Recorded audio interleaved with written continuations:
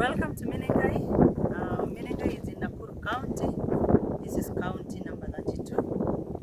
My name is Madam Daisy and I want to take you through. So as we are standing here, we are on top of the mountain, and this mountain is known as Menengai Volcanic Mountain. In geography we call it a shield volcanic mountain, and we are standing at the peak of the mountain, which is standing at the height of 2,272 meters above sea level. 2,272 meters above sea level. So the mountain is not as sharp as you would expect, because during the formation of this mountain, the lava that came out from the volcano, it was able to flow for a long distance before cooling and solidifying, meaning that it was very thin in viscosity. So as it was flowing, it formed what looks like a flat mountain, but in geography we call it a shield volcanic mountain. A shield volcanic mountain is very wide but not very sharp. So as we are standing at the peak of the mountain, we can be able to see a very huge depression in front of us, and this is the depression we refer as Menengai Caldera, or in some cases you will hear it being called Menengai Crater. So Menengai Crater is very huge. In fact, it is the second largest caldera in Africa. Second largest caldera in Africa. Also, it is one of the largest craters in the world. So, as we are standing at the peak of Menengai Volcanic Mountain, the Menengai Crater is seen from the peak at a very huge depression, and it is surrounded.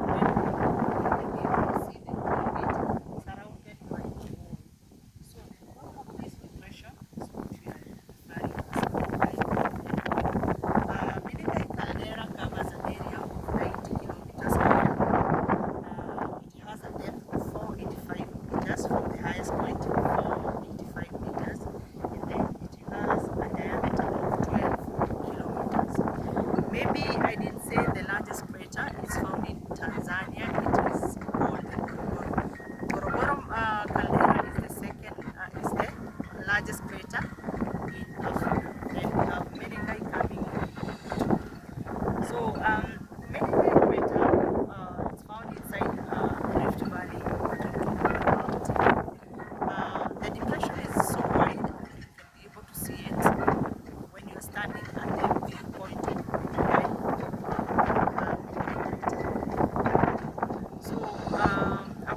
I will start by giving out the way we got the word Menengai, or where the word Menengai originated from.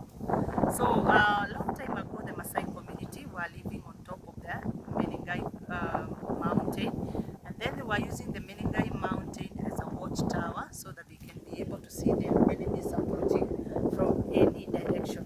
So when you are at the peak of Menengai mountain, you can be able to see Solai, which nears Menengai crater. You can be able to see the eastern side where you have the Mau ranges. So we have the Kabara. And on our southern, you can be able to see Nakuru County.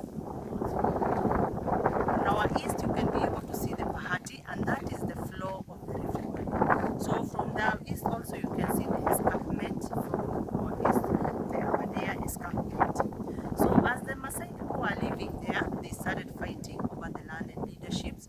Two clans of the Maasai people were fighting, and when they were fighting, many of them fell inside the depression, and that is from the peak to the bottom is 485 meters. And when most of them died there, those who remained named the place Menengai. Menengai is a Maasai word that means a place of death. After they left the Menengai peak, they went to different locations. Some went to Laikipia and some went to Elbago. So after so many years, the Kikuyu community came in, and when they found that place to be called Menengai, they didn't mind much about the meaning of the word. So as they were pronouncing the word, instead of pronouncing it as Menengai, they pronounced it as Menengai. And that is how Menengai got its name, from the Maasai community to the Kikuyu community. So until to date, the place is still referred as Menengai. We have areas surrounding Menengai, and some of the industry that are outside Menengai, but they have taken the name of Menengai. So that is how Menengai got its name. But later the Kikuyu community gave the place another name. We called it Kirimakiagoma. Kirimakiagoma is a Kikuyu word, and its meaning, it's a place of the eagle or the mountain of the devil. So why did they name it the mountain of the devil? After the Kikuyu community came in, they approached the place and they started seeing strange things according to them. One of the strangest things they saw, it is the steam that is coming from underground. In Menengai we have the steam which is coming from underground. Of course it's coming from the earth interior. So when you are on top of the mountain, you will notice that the Menengai crater does not have water. But in the real sense, you will see that it rains heavily because you will see the water channels going down the crater. So it will tell you that it rains heavily. But when you look inside, you will see that it doesn't have water. So on the base of the mountain, we have what you call the porous rocks. The porous rocks. One of the porous rocks is the pumice, or sometimes you hear people referring it as pumice. So this pumice is the rock that we use to scrub our feet with, and when you look at it, you'll see that it has tinier spaces. So it means when the water goes down the crater, the water is sipped underground through the porous rocks. We say the water percolates using the porous rocks, and when it goes down until it finds the hot rocks, the water is superheated. When the water is superheated, it is sent back to the earth surface because of the volcanicity activity. And when it is sent on the earth surface in form of steam, that's the reason why you can see some steam coming out. It is very hot, and then it has the smell of rotten eggs. So when the Kikuyu community arrived there, they saw this, they considered it very, very strange. And according to them, the devil lives underground. So in one way or the other, they considered that the devil must be cooking inside on their underground. So they considered the place to have evil spirit. Another strange thing they saw, it is the lava flow. We have the lava flow inside the crater. It is black in color, and always you will find it black, and it looks like it is so fresh. So according to them, they thought that the devil's land, and that's the reason why it is black in color and also without vegetation on top. Another strange thing they saw, it is the occurrence or the appearance of big snakes like the spitting cobra, we have the rock python, and then we have the puff and adders. So they consider all of this to be very evil, and that's the reason why they named it Kirimakiagoma, or the mountain of the devil, until today. So some of them are myths surrounding this place, and this story you can choose to believe in it or fail to believe in it. So that is the origin of the word Menengai and the history surrounding the Menengai crater and the Menengai mountain. So we go to the formation of the caldera, and according to geography, we have three ways in which a caldera can be formed. One of them is what we are looking at, and we call it block subsidence process, or in other words, we can call it collapsing inward. Another way in which a caldera can be formed is collapsing outward, and then we have violent eruption at the peak. So how was Menengai Caldera formed? Menengai Caldera was formed through what we call block subsidence process. That is to mean we had inward collapse. So how does it happen? So during volcanicity, we know that volcanicity is when solid materials or magma is forced out of the earth interior, pass through the vent to the earth surface. So when that happened, it means that we had a complete mountain, that is a mountain without any ocean. Then when magma came out from the earth interior, passed through the vent to the earth surface, there was an empty space that was left. This empty space that was left is the one that made the mountain, the huge part of the mountain, to collapse inward and form a depression. Mostly we call it collapsing inward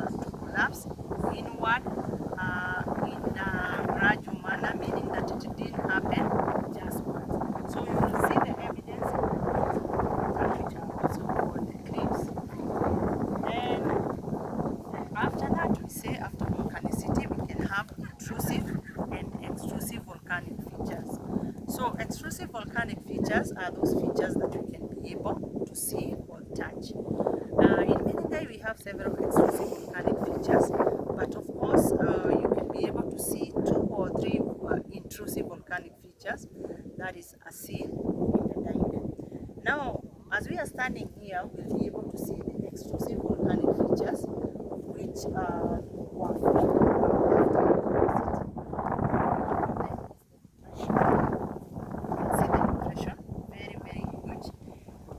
when you are standing at the peak, you can be able to see the whole of it. So that depression was formed during volcanicity. Then we have the main vent. Main vent meaning that is where magma passes from underground and the earth surface. In Menengai we have 2 vents that are accessible. One of them is the main vent, the other one is the side vent. So the first we'll see from the viewpoint is the main vent. The main vent is found almost at the center of the crater or the caldera, and it can be seen because it is protruding in a way that you can be able to see it. Then we consider the second or the third extrusive volcanic feature, which is the side vent, and it is found on the other side from the cliffs. You can be able to see where you can see the side vent. Then there's another feature that we call the lava flow. The lava flow meaning that it is the lava that was flowing from the main vent all the way to the end of the crater. From the viewpoint, you can be able to see it because it's dark in color, and it was flowing all the way. Then it killed itself because it was not able to go beyond the cliff. The lava you can see, it is believed to be 300 years old. That lava cooled and solidified to form volcanic rocks. Of course, when you go to where the lava is, it is no longer hot. It has cooled and solidified. And when it cooled and solidified, it formed volcanic rocks. One of the volcanic rocks you can see, it is the obsidian rock. Obsidian rock. Obsidian rock is black in color. It is very shiny. It looks like a glass, and when you break it, it's very sharp. It is one of the volcanic rocks you'll see. Another volcanic rock is the pumice. The flow of the lava cooled and solidified, and when it solidified, it formed the volcanic rocks. In Menengai, we have several volcanic rocks, but we have very accessible volcanic rocks, and one of the rocks, we call them the tuff. The tuff. Here is the tuff. The tuff is grey in color. It has tiny air spaces, and it is very light.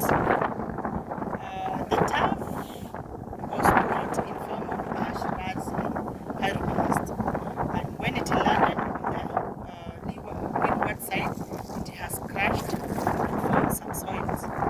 Then the next we have the pumice, the pumice. The pumice is black in color. It has large air spaces, and that is to mean when the pumice was cooling and solidified, it cooled very fast, and that's the reason why it left a huge air spaces. Sometimes we use the pumice to scrub our feet, and I know most of you have this in your homes. Then we have the third rock, which we call it the obsidian. Obsidian is very sharp. It is glassy in nature. It is black in color. Then it is compacted, meaning that it does not have tiny air spaces. The obsidian means that it took time to cool and solidified, and that's the reason why it is compacted. Those are the rocks that are found inside or outside Menengai characteristics. Then we have another extrusive volcanic feature that we call the volcanic dome. Volcanic dome, it can be seen from the viewpoint. It is a mass of protruding rock that it can be seen in brown color, meaning that a volcanic dome is formed when viscous, very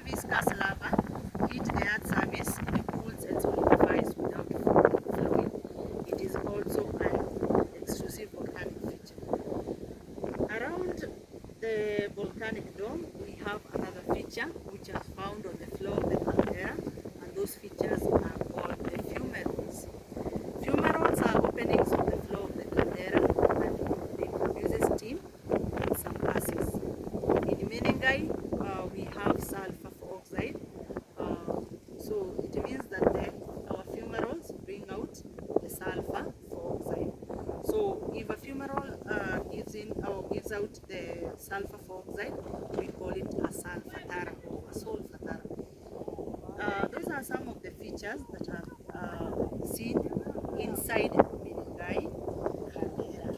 When you are at the viewpoint, you also have a chance to see all those features. Then you go to the economic activity that happens inside Menengai Caldera. One of the economic activity, very dominant, is the geothermal power production. When we talk about the geo, we talk about the earth, and thermal means the heat. So we have a company which is called the GDC, or Geothermal Development Company, that consists of geologists that are able to tap the steam that is coming from the earth interior, and then they are using that steam to turn the turbines. So when you're at the viewpoint, you'll be able to see the points where they have prepared for drilling. And then we have the drilling points where they drill 2.5 to 3 kilometers downwards. They are able to tap the steam. Then the steam is transported using the pipes to the main station where we have the turbines. The steam is used to turn the turbines so that the electric energy can be created. You will be able to see the station.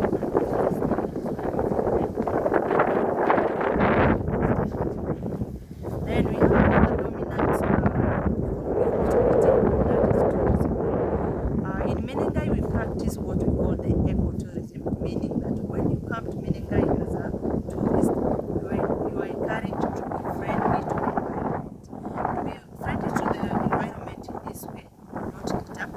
At the viewpoint, you see the litter bins where you can deposit your litters. And do not uproot any vegetation, because most of the vegetation that we're going to recover, and having the vegetation that it takes, it took so many years. Then we do not run anyhowly. Remember, you are on top of the mountain, and there's a cliff and a depression down there. So you are encouraged, do not go beyond the fence so that you won't be risking your life by going beyond the fence. Then we have another economic activity that is there. We have the curio shops, or we have the trading, and we have some people who are operating on the curio shop, and then they depend on the tourism, on the tourists who come to view them. Then we have another dominating activity, here revenue collection is collected by the KFS, that is Kenya Forest Service. That is under the national government. Then we have another body which is under the Kenya Forest. We call it the CFA. The CFA meaning Community Forest Association. So that is to mean during the revenue collection, there's some amount which goes to the Kenya Forest, and a little amount goes to the Kenya CFA. That is Community Forest Association. So they help each other to manage and conserve the Menengai Forest. Then we have employment in Menengai, that is from the rangers to tour guides. We have employment, that is another economic activity. Then when you look on the windward side of the mountain, we have the windward side. Windward side means that they receive a lot of or enough rainfall. You can see the population is very dense. We have what we call densely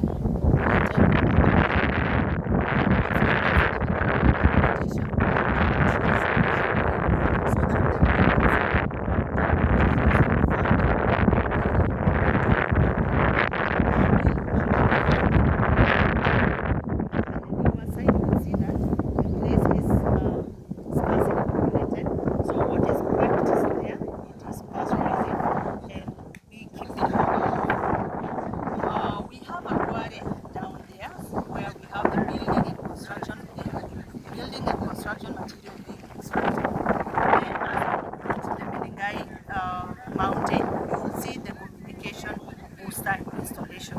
It means that Menengai mountain is on a higher ground, so you'll find that we have now the communication wave that helps to capture the communications wave very easily.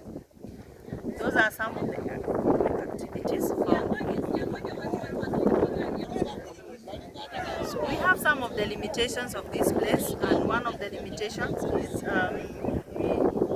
we have several cases where people have come and committed suicide by diving inside the crater. It is not advisable, but we have some cases where people lost their lives. That's the reason why you are advised do not go beyond the fence for your own safety. Then we have lack of water sources because all the water is separated when we say the water contaminates. Then we have several cases of forest fires which are caused by illegal charcoal burning. Then when you went to go inside the crater, it will take you hours to get inside and out. You will use a safe route which is very long. Then we have vegetation around this place, and we have 4 types of vegetation. One of them we call them the lava vegetation. It is the vegetation that grows on top of the lava, dominated by the Leneshua or sage. Then we have riverine vegetation. We have the vegetation that grows where the water, the vegetation that is on the path of the water to the bottom of the crater. Then we have grassland vegetation dominated by the lemongrass. Then we have the planted forest dominated by the eucalyptus. Eucalyptus because they are able to have a strong taproot that is able to grow down so that they can anchor strongly. Then we have strong wind that comes from the cliff upward. We call it the anabatic wind, and that is the wind that most people say that when you throw a rock inside the crater, it comes back. So if you want to experience this, you can experience that phenomenon. Then we have areas surrounding this place, and one of the areas is the Solai. From the viewpoint, you will be able to see the Solai dams and also the Solai lake. On our east, you'll be able to see the Mau ranges. Then we have the walls of the Rift Valley on our west. Also we have on the eastern, we have the walls of the Rift Valley where you will be able to see the Aberdare ranges. On our south, we have the lake Nakuru. Those are some of the areas surrounding this place. They can be seen beautifully on top of the dry Menengai mountain. Then we have a very huge campus direction that we call the Rotary International. When you are at the peak, you will be able to see it. A very huge campus direction. It shows different cities.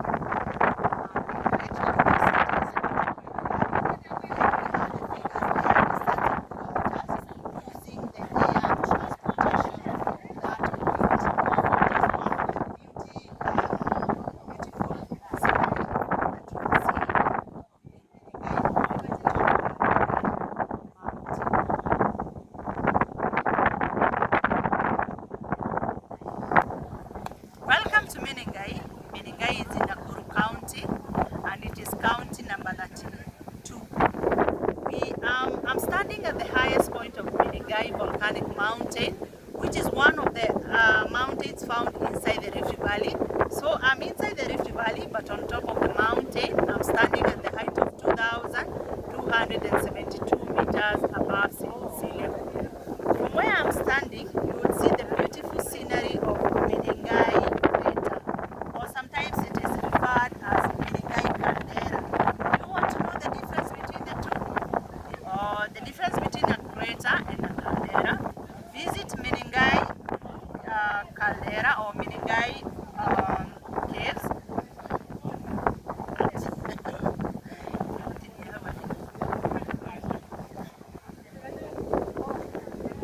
So do you want to see the difference between a caldera and a crater?